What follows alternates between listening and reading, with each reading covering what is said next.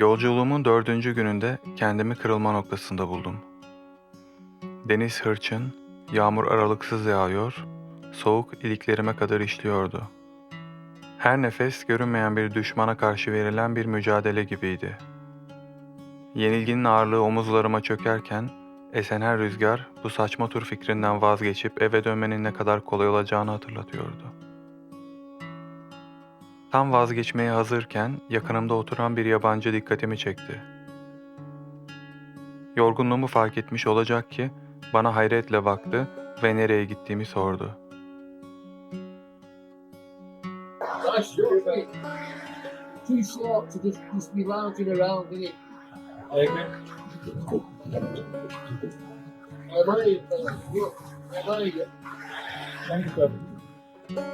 Yağmurun dinmesini bile beklemeden tekrar yola çıktım. Daha az önce depresif ve yenik hissederken o yabancının sözleri beni derinden sarstı. Bu sadece bir nezaket gösterisi değildi. Karşımdaki insan mücadelemi görmüş ve bana imrenmişti. Bilinçli bir karar olmamasına rağmen bu turun tahmin ettiğimden çok daha değerli olduğunu o an fark ettim. Umut, güç ve neşe her zaman gözle görünür olmak zorunda değildi. Karanlığın hemen yanında da var olabilirlerdi.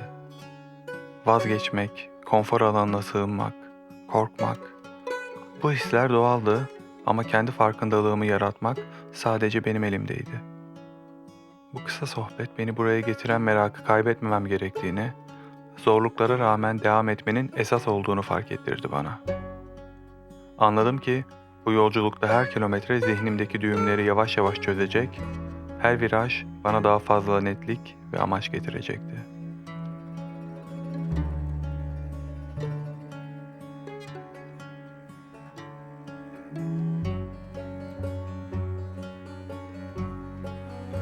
Bu yolculuk bir bisikletle başlamadı. İngiltere'ye taşındıktan sonra tanıdık her şeyden uzaklaşmanın getirdiği derin bir yalnızlık hissiyle başladı. Alıştığım düzenden uzakta kendimi dünyadan soyutlanmış ve görünmez bir duvarın arkasında bulmuştum. Tanıdık sesler ve güven veren rutinler yoktu. Sadece yabancı bir ortamda dinmeyen bir yalnızlık hissiyle baş başaydım. Ardından pandemi geldi ve bu izolasyonun ağırlığını daha da arttırdı. Her şeyden ve herkesten kopmuş, köksüz kalmıştım. Depresyon üzerime çöktü. Britanya'nın kıyılarında karaya vurmuş, unutulmuş bir gemi enkazı gibi hissediyordum. Değersiz ve terk edilmiş, umutsuz bir haldeydim. İlk yıllarım hayatta kalma mücadelesiyle geçtiği için yanı başımdaki güzellikleri, hatta yaşadığım yerin fiziken neye benzediğini bile fark edemiyordum. Evden işe, işten eve. Bütün bu karanlığın ortasında içimde vazgeçmeyi reddeden meraklı çocuğu susturmayı başaramamıştım. Bu çocuk beni cemaat yurdunda da hayatta tutmuştu. Aile dramalarının ortasında kaldığımda da yeni bir ülkeye taşınıp bunalıma girince de. Ne zaman bir anlığına içimdeki o çocuğa dönüp baksam neşeyle ve umursamazca konudan bağımsız sorular soruyordum. Şu tepenin ardında ne var? Bu topraklar hangi hikayeleri saklıyor? Artık evim dediğim bu yerde yaşayan insanlar kimler? Bu sorular beni yavaş yavaş harekete geçirdi. Önce çevremi keşfetmeye başladım. Ardından yürüyüşler ve kısa bisiklet turları derken bu merak kartopu gibi büyüyerek kişisel bir meydan okumaya dönüştü. Böylece yaşamaya başladığım adanın coğrafyasını, insanlarını ve kültürünü etrafında bisikletimle tam tur atarak keşfetmeye başladım. Bu hikaye yalnızca Britanya kıyılarında yapılan bir bisiklet turu değil. Kendi içimdeki korkularla yüzleşme ve en umutsuz anlarda bile anlam ve güzellik bulma yolculuğu. Bir ülkeye ait hissetmenin konforlu ve huzurlu değil, zorluklarla dolu ve iniş çıkışları olan bir yol olduğunu fark etmekle ilgili.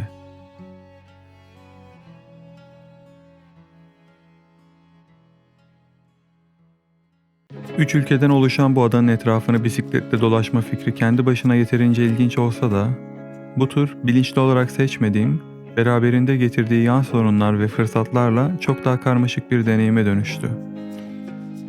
Yalnızlığın halleriyle tanışmak, kendi gölgelerinle hesaplaşmak, hüzünlenmek, acı çekmek, nefret etmek, pes etmek istemek. Bu süreç bazen ruhumun derinliklerine inip karanlık taraflarımla yüzleşmeyi, bazen ise elementlerle mücadele etmeyi gerektiriyordu. Her gece uyuyacak bir yer bulmak, tura uygun olmayan bisikletin dilini öğrenmek, günlük 110 kilometre yol kat etmek için beslenme ve temizlik gibi temel ihtiyaçları planlamak. Tura çıkarken bunların hiçbirini detaylıca düşünmedim. Tecrübesiz bir turcu ya da varacağı yeri bilmeyen bir yolcu olarak zor yoldan da olsa öğreneceğim çok şey vardı.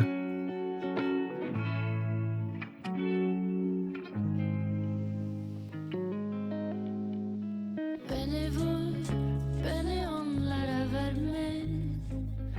Külüm al, uzak yollara savur. Dağılsın bu dağlara, dağılsın bu sevdamız ama sen ağlama dur. Beni vur, beni onlara verme. Külüm al, uzak yollara savur. Dağılsın bu dağlara, dağılsın bu sevdamız ama sen ağlama dur.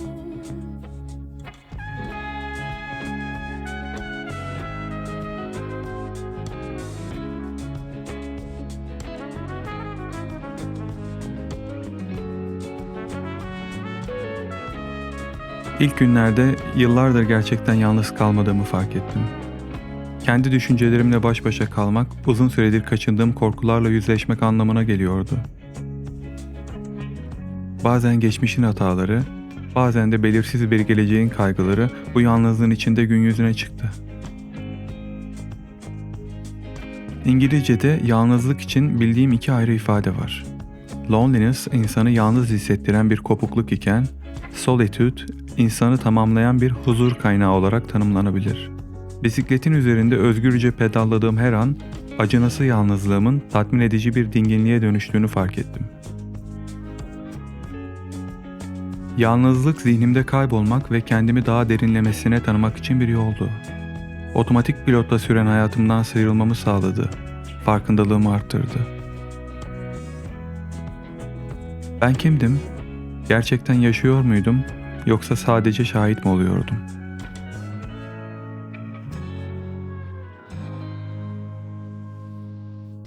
Beni vur, beni onlara verme. Külüm al, uzak yollara savur. Dağılsın bu dağlara, Bu yolculukta yalnızlık gün sonunda bir dost gibi yanı başımda oturdu. ağlama dur. Her kamp ateşinde, her dönemeçte benimleydi. Yalnızlık bana her gün yeni sorular sordu, cevaplar arattı ve beni içsel bir yolculuğa çıkardı. Yalnız kalmak aslında kendime daha yakın olmanın bir yoluydu. Ağlama dur.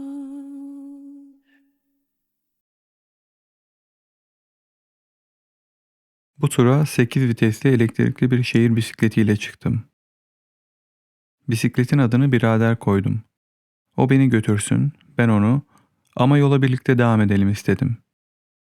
Kardeşler gibi. 30 yaşına kadar hiç bisiklet sahibi olmamış biri olarak bisikletle ilgili fazla bir fikrim yoktu. Bisikletin elektrikli olması yokuşları düz yol yapar, yol bisikletiyle girilmeyen yerlere girebilir, turculara lüks gelebilecek ekipmanları ağırlığını düşünmeden taşıyabilir ve en önemlisi daha az efor sarf ederek daha çok yer görebilirdim. Teoride tasarladığım bu plan yola büyük bir cesaretle ve zaman kaybetmeden çıkmamı sağladı. Fakat gerçekte bu bisiklet yolculuğumu zorlaştırmaktan başka bir işe yaramadı. Bitti. Ben de bittim ama ya. Teker değiştirmek normalde kolay ama bu değişik bir sistemi var bu bisikletin. Hub gear diyorlar buna, böyle gömülü. Bir sürü bağlantısı var burada. Onları tek tek çıkarmayı öğrenmem gerekti. YouTube'dan baktım. Teker patlamış. İkinci kez patlıyor. Teker patladı yine. Böyle sürekli şişiriyorum. 500 metre gidiyor. Sonra geri duruyor. Bugün taktığım ikinci teker yine patlamış.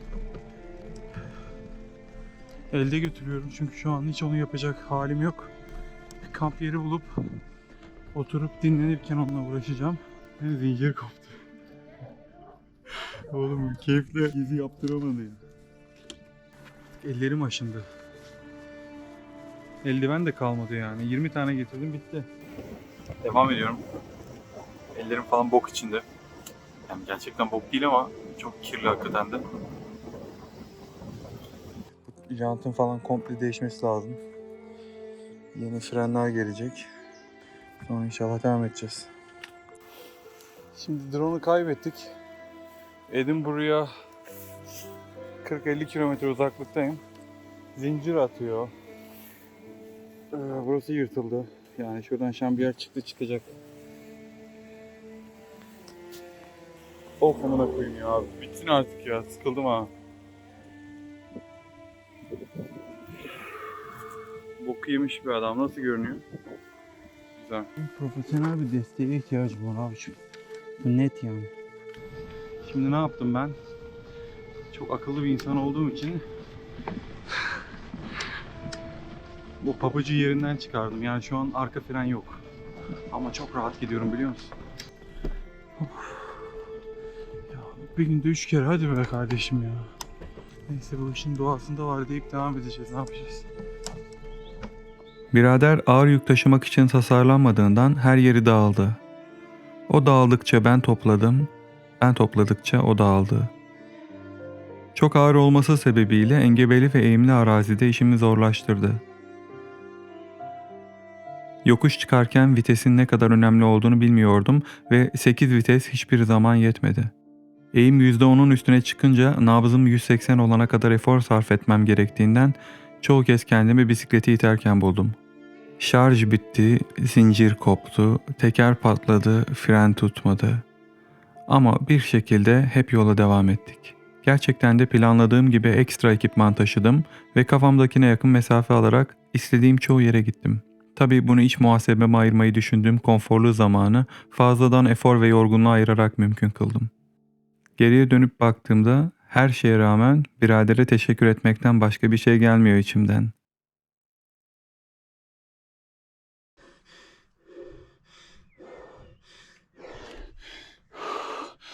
Gözümden nefes alıyorum. Saçmalık ya.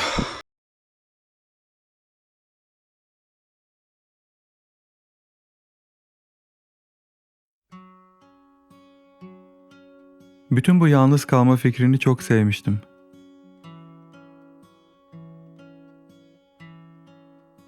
Özellikle etrafta kimsenin olmadığı sakin yerlerde kamp yaptığımda dünyanın en mutlu adamı oluyordum. Hiçliğin tam ortasında uzun bir günün ardından kas ağrıları eşliğinde kurulan kamptan sonra dinlenmek daha önce yaşadığım hiçbir rahatlamaya benzemiyordu. Sakin bir plaj, göl kenarı, ormanın derinliği, yıllar önce yaşamış bir ozanın uçurum kenarındaki kulübesi, dalgalarla oyulmuş bir mağara. Evet, mekanı buldum, gayet güzel.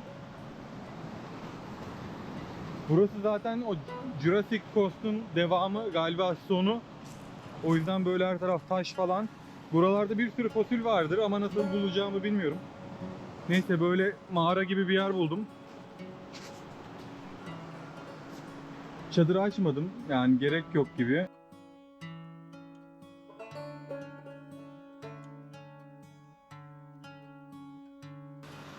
Yine bulduğum gibi bıraktığım bir kamp daha sona erdi. Şimdi gidiyorum.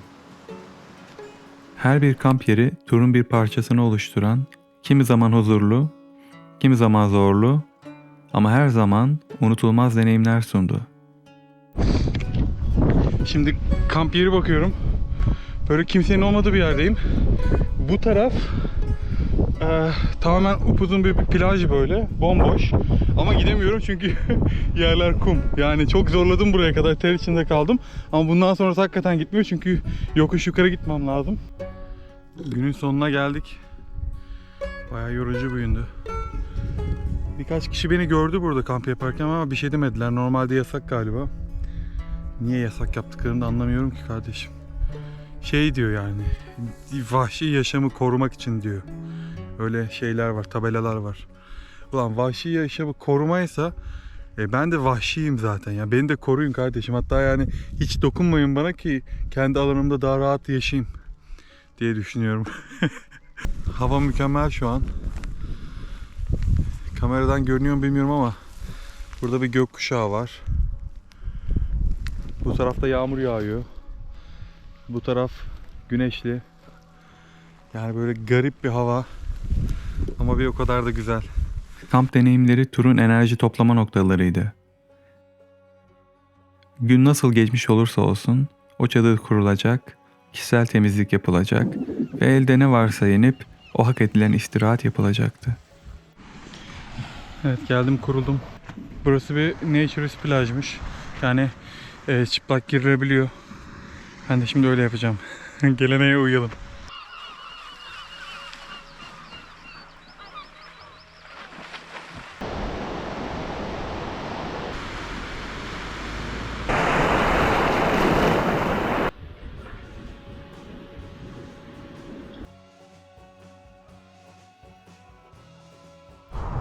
Kampı kuracak bir yer bulamıyorum ya.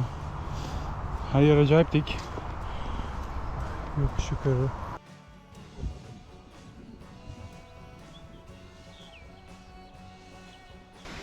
Hava mükemmel. Şimdi bir kahve yapacağım. Kendime geleceğim. Denizin buz gibi soğuk sularından geldim. Atlılar. Şimdi toparlandım, gitme vakti. Arkadaki bütün ağır yükleri ön tarafa aldım. Çöpüm burada. Bulduğum gibi bırakma politikasını izledim yine. Titreyen ellerimle su kaynatırken ateşin sesi bana sakinleşmem için bir şans verir. Dünyanın geri kalanından koptuğumu hissettirirdi. Ve o ilk ılık yudum, sıcak lokma tüm yorgunluğumu unuttururdu. Bugünü çok güzel bir yerde bitirdim. Yani benim için ateşi bile hazırlamışlardı. Sadece çakmağı yakmak kaldı. Enteresan güzel gitti yani. Saçma sapan yollardan geldim ama değdi. Şimdi yatacağım. Hiçbir şeyin şarjı kalmadı. Ama idare edeceğim. 2 gün falan kaldı zaten bitmesine. Ya çok iyi gidiyor be. Öf, çok iyi. Ah harika ya, harika. Ulan dünya varmış be. Çığlık atasım var amına koyayım ya. Çığlık atasım var.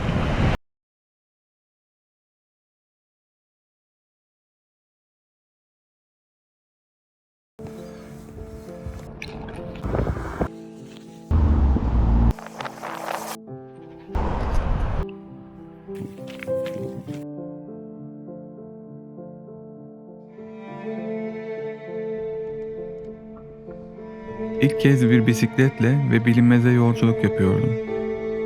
Beklenti olmadan seyahat etmek zaman ve mekanın içinde kaybolmamı sağlarken bu yeni dünyayı keşfetmem için eşsiz bir fırsat sunuyordu.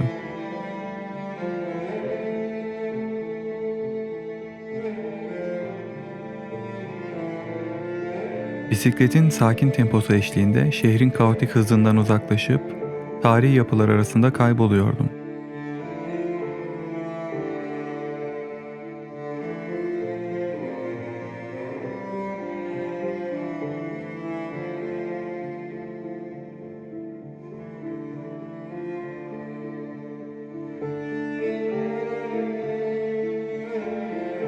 Bansky'nin bir eseri var burada, şimdi onu bulmaya çalışıyorum.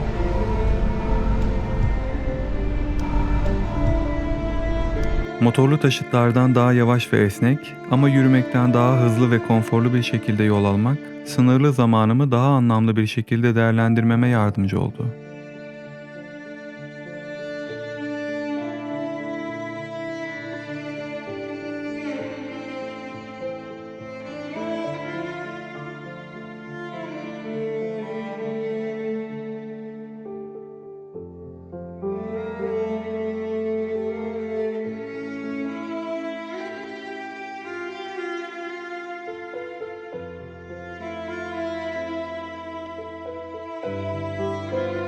Bu süreçte tarihin yalnızca kitap sayfalarına sıkışmış bir bilgi olmadığını, aksine adanın her köşesine dokunan somut bir gerçeklik olduğunu gördüm. Her gün bir tarihi kiliseye, yıllara meydan okuyan bir eve, binlerce yıllık bir yapıya rastlamak neredeyse rutin bir hal almıştı.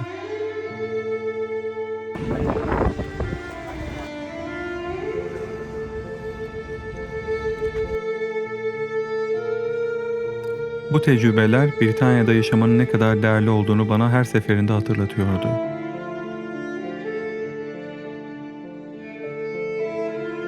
Kendimi demir atının üzerinde görevden göreve koşan bir açık dünya oyun karakteri gibi hissediyordum. Nefeslendiğim her durak, sohbet ettiğim her yerle, kurduğum her kamp alanı geçmişin yankılarını bugüne taşıyan bir algı yaratıyordu bende.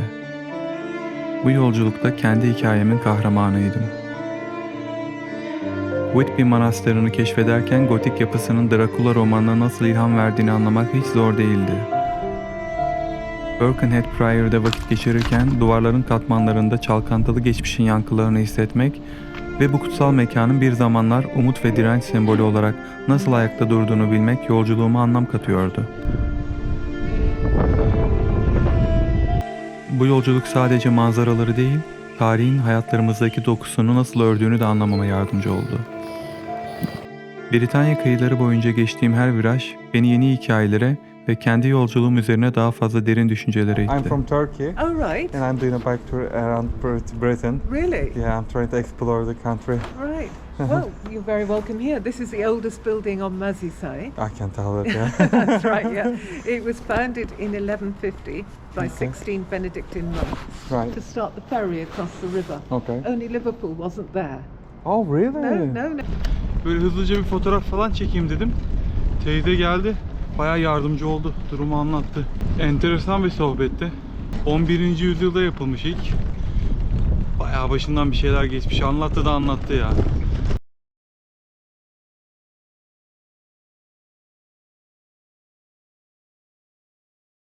A lot of dogs. Oh yeah. I take this once it's time, Oh wow. and I use it once, but I had to use it. He was about to. Göçmenliğin beni antisosyal bir ruh haline sokması kendimi hep kötü hissettirdi. Tanıştığım insanlarla ana dilimde olduğu gibi derin ve anlamlı bir iletişim kuramamak, kendimi yeterince ifade edememek ve insanların soğuk olduğu önyargısı nedeniyle hem yerli arkadaş edinmem zor oluyor, hem de beni toplumdan kopuk ve uyumsuz hissettiriyordu. Bu özgüven eksikliği nedeniyle turun ilk günlerinde karşılaştığım insanlarla göz teması kurmaktan ve sohbet etmekten kaçınıyordum. Ancak zamanla bu pasifliğin psikolojimi olumsuz etkilediğini ve bana bir yararı olmadığını fark ettim. Zoraki de olsa bir iki sohbet girişiminde bulundum ve insanların da benim gibi konuşmaya ve bağ kurmaya ihtiyaç duyduğunu anladım. Istanbul. From Istanbul, yeah. It's called Constantinople. Yeah, used to be. In 1859, we had a ship go down 100 yards from the shore called the Royal Charter, with over 110 million worth of gold on board. Can I buy you a beer? İlk başlarda yapılan şakacı interaksiyonlara alınıyordum. Neredeyse her gün birileri yanımdan geçerken bisikletinde her şey var ama bir mutfak lavabosu eksik. Ya da bisikletin elektrikli olduğunu fark edince hile yapıyorsun demelerini algılayamıyor, bana laf soktuklarını zannediyordum. Fakat bu tür söylemlerin aslında insanların yaşadığı yerden geçen bir yolcuyu kabul etme ve ilgi gösterme şekli olduğunu anladım.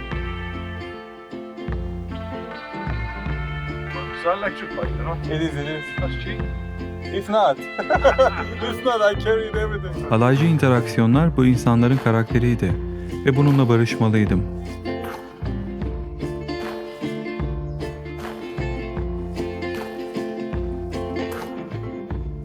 Yola çıkış nedenim arkadaş bulmak değildi ama bir daha hiç karşılaşmayacağını bildiğin halde birine zaman ayırıp diyalog kurmak iki taraf için de çok değerliydi aslında. Bu nedenle yolda karşılaştığım insanlarla göz teması kurmayı, yavaşlamayı, onlara nasıl olduklarını sormayı alışkanlık haline getirdim. Kendini zoraki asosyal olarak tanımlayan biriyim ve bu sosyalleşme çabalarının moduma olumlu etkisini fark etmem zor olmadı. Bana hep yapay gelen, gördüğü herkese selam veren Britanyalıları artık anlamaya başlamıştım.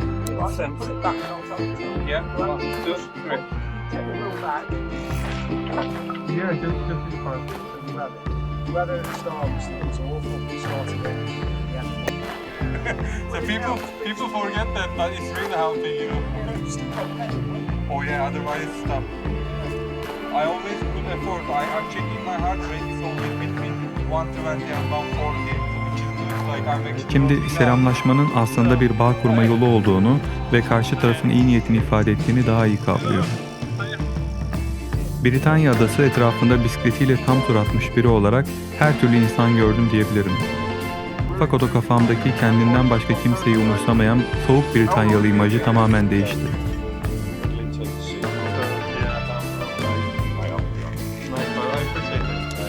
Şimdi bu insanları benim gibi hayata tutunmaya çalışan, mental olarak sorunlar yaşayan, kabul görmeyen, öfkeli, stresli ama ne olursa olsun içindeki medenice yaşama isteği, sevgi ve saygıyı gösteren bireyler olarak görüyorum.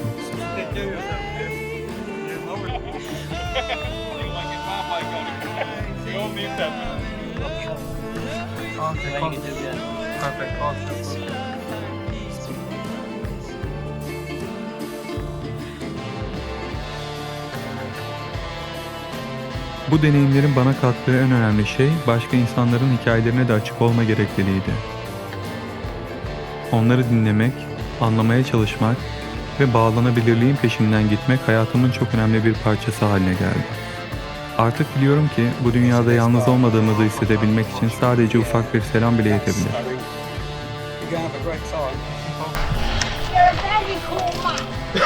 Thank you, mate. Britanya adası etrafında geçirdiğim aylar sonunda genel hissiyatım, 3 ülkenin de insanlarına minnet duymak. Bana selam verdikleri, gülümsedikleri, nasıl olduğumu sordukları, zor anımda yardım ettikleri, evlerine davet ettikleri, yemek ve içki paylaştıkları için.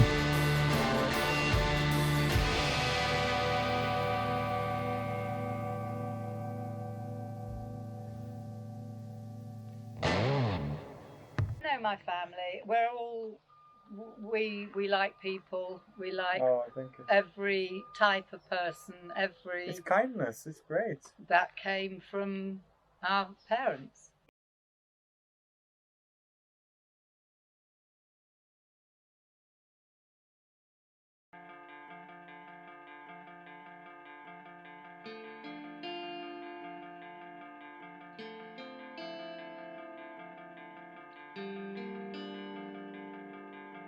Günlük yaşamın bayağılığı, göçmenliğin psikolojime etkisi, iyi bir baba ve eş olabilme baskısı, yaşamın ellerimden kayıp gitmesi, her şeyin ne kadar da anlamsız oluşu.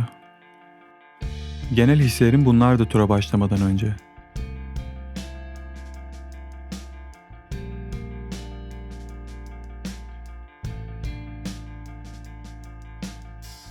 Tura başladığım ilk günlerde her şeyin daha da ağır gelmesi ve bırakmak istediğim o anı hatırlıyorum. Bir tren bileti alıp depresyonuma dönmem an meselesiydi. Bana ne kadar yardımcı olduğunu hiç bilemeyecek o adamın nazik sözleri sayesinde bu büyük turu bitirdim. Belki motive etmek için, belki hakikaten imrendiği için söylemişti o sözleri. Belki de benim tutunacak bir şeye ihtiyacım vardı bu tura devam edebilmek için. Sonuç olarak ayağa kalkıp pedallara basmam sayesinde dönüp baktığımda kendimle gurur duydum. Hayata karşı yeniden heveslenmeme neden olan bir maceraydı bu.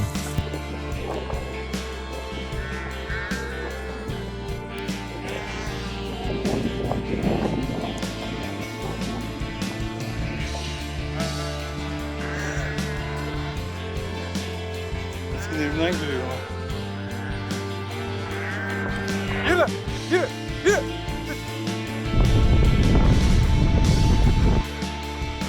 Ne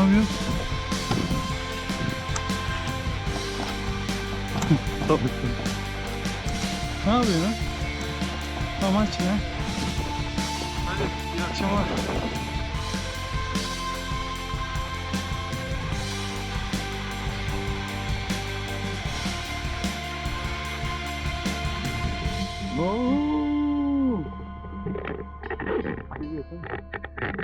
Çok ıslahız lan. 3 yıl ve 6 tur sonunda başladığım yerdeyim.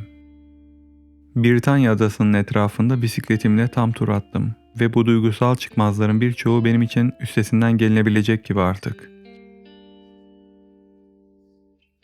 Çevirdiğim tüm pedalların öz saygımı arttırdığı ve beni bir anlamda tedavi ettiği kesin. Gel bakalım. Gel bakalım.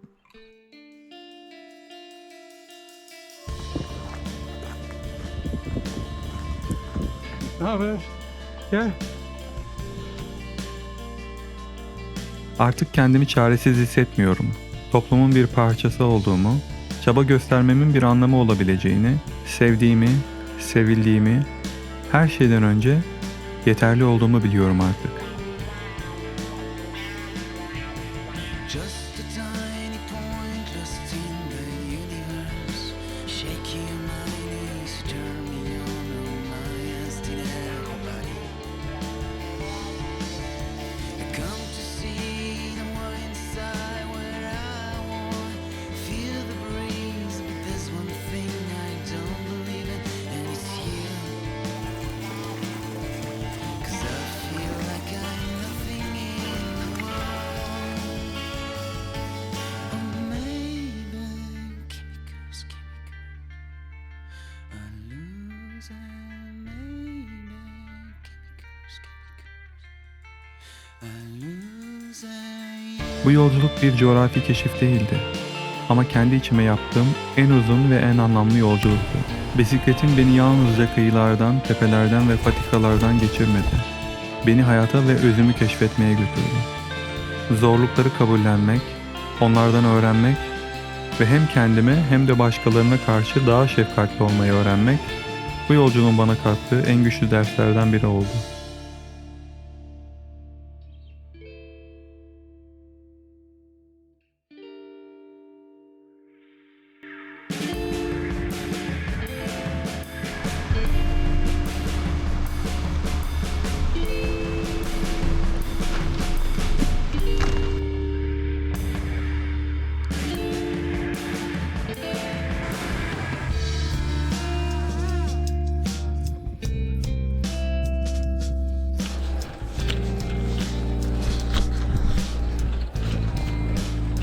Of be, bu nedir ya? Ve şimdi tur sona ermiş olsa da yolculuğun bittiğini söylemek imkansız. Kendi içimdeki keşif devam ediyor. Yalnızlığın bana sunduğu dinginliği insanlarla kurduğum bağların sıcaklığıyla dengeliyorum. Zorlukların tıpkı en dik yokuşlar gibi yalnızca geçici olduğunu ve sonunda her zaman bir iniş olduğunu biliyorum. Oyun peşinde. Şimdi önümde duran yollar yalnızca fiziksel değil, aynı zamanda duygusal ve ruhsal bir yolculuğun da davetçisi.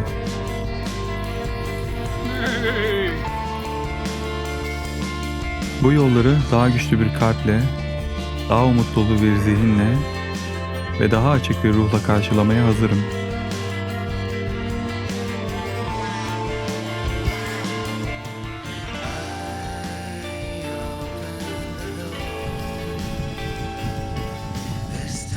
Birleşmek istiyor.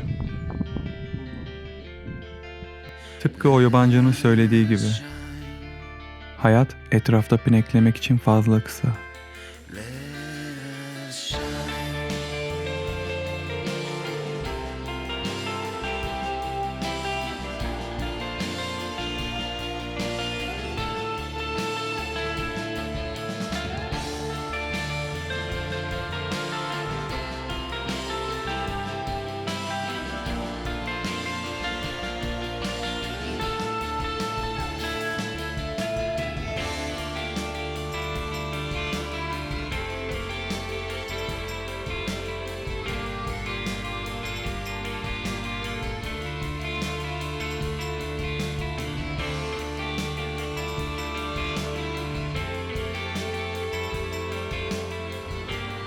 Girdim denize.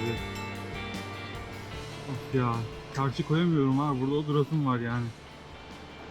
Turun en çok tadını çıkardığım anlardan birini yaşıyorum şu an. İnanılmaz bir keyif ya. Bisiklet yani ağzıma sıçtı yani, öyle söyleyeyim. Ama gülüyorum artık ya. Bir şekilde gidiyorum ya, hoşuma gidiyor böyle. Deli miyim, divane miyim, yoksa hayatın böyle tadını çıkarmanın bir yolunu mu buldum acaba? Ben de bunun arasındayım.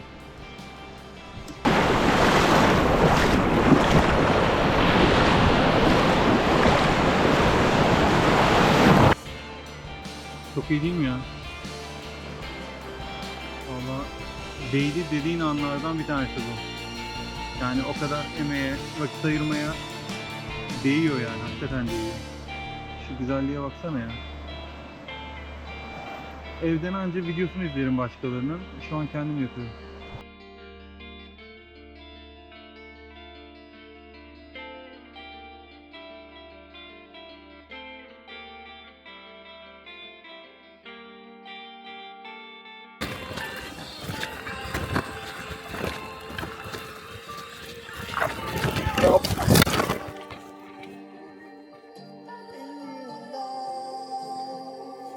Beni ben acıya diye düştüm.